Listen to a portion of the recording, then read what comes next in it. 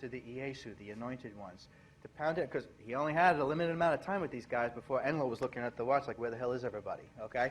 So to get this knowledge pumped into them faster and faster, he used this device called the Ankh, which is now what you guys call the Ankh, the angel, or the Ankhil, okay?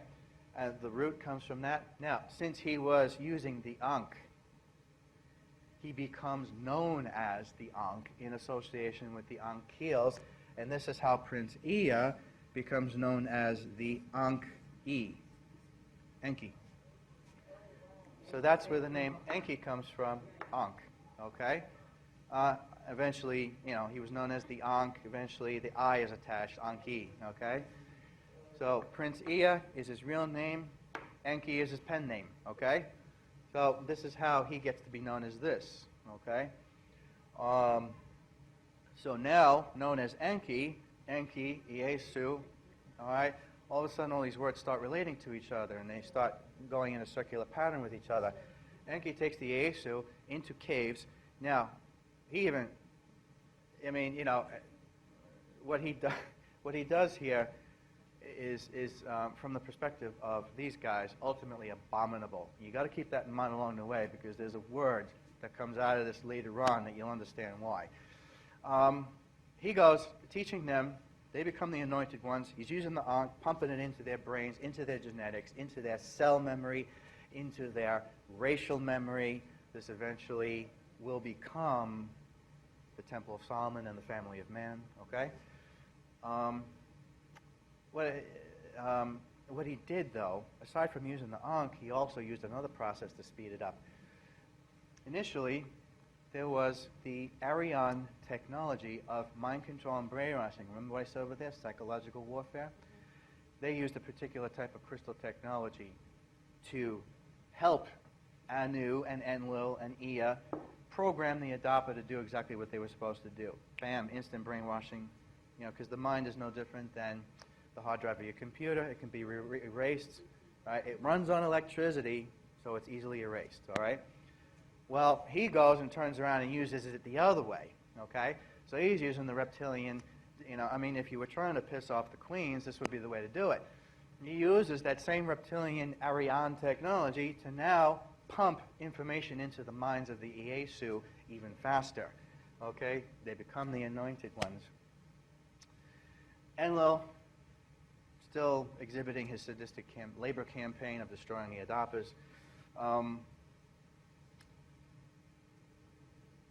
One day, Enki, now known as Enki, he's walking through the garden, which is where you get the term Garden of Eden from, and, feeling sorry for the Adapas, because now he's got two classes. He's got the Iesu, he's got the Adapas. Decides to go to the Adapas themselves and help them in a different way, okay? Basically signing his own death sentence. But he goes into the garden, finds the Adapas, and starts talking to them. They know who he is. They love him. And he says, how's my brother treating you? And, like, not too good. And you don't like what you're doing. Mm-mm. He says, now you got to remember, once the process was set in motion with the Adapas, the point was, in order to reproduce the perfect slave every time, you had to set up a system of mating. This later on was repeated by the Nazis in terms of controlled genetic mating, okay? Well, in this particular case, one male Adapa was forced to mate with one male female Adapa all the time. Henceforth, perfect predictability as to what kind of slave offspring would be produced every time. It was a way of manipulating racial memory and cell memory in a slave economy, okay? And the thing is, the only way to keep that going was to have it in a controlled biosphere environment. That controlled biosphere is, of course, what you read about in the book of Genesis, the Garden of Eden, okay?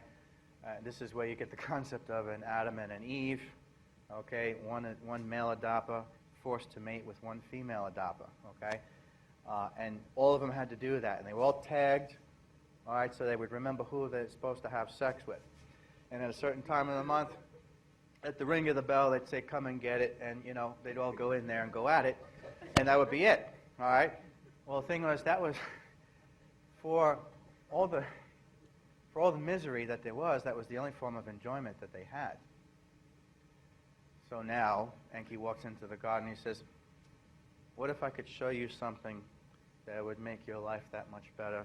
He says, you're not going to escape the slave system that you're in. I can't do anything for that. He says, but I can teach you something that will make your miserable life that much more pleasurable.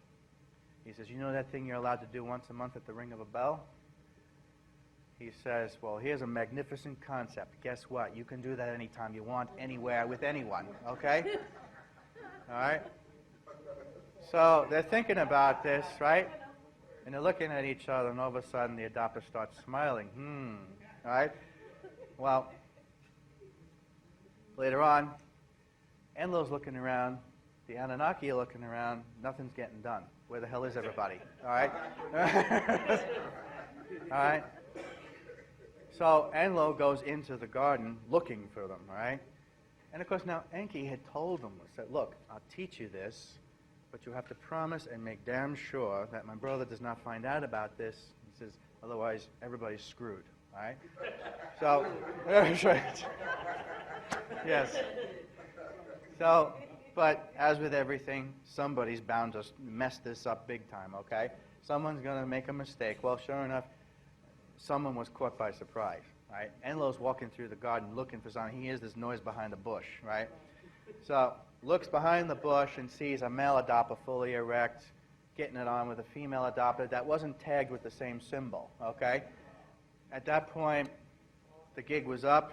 Enlil knew it was his brother. He says, where is that son of a bitch? I'll kill him, right?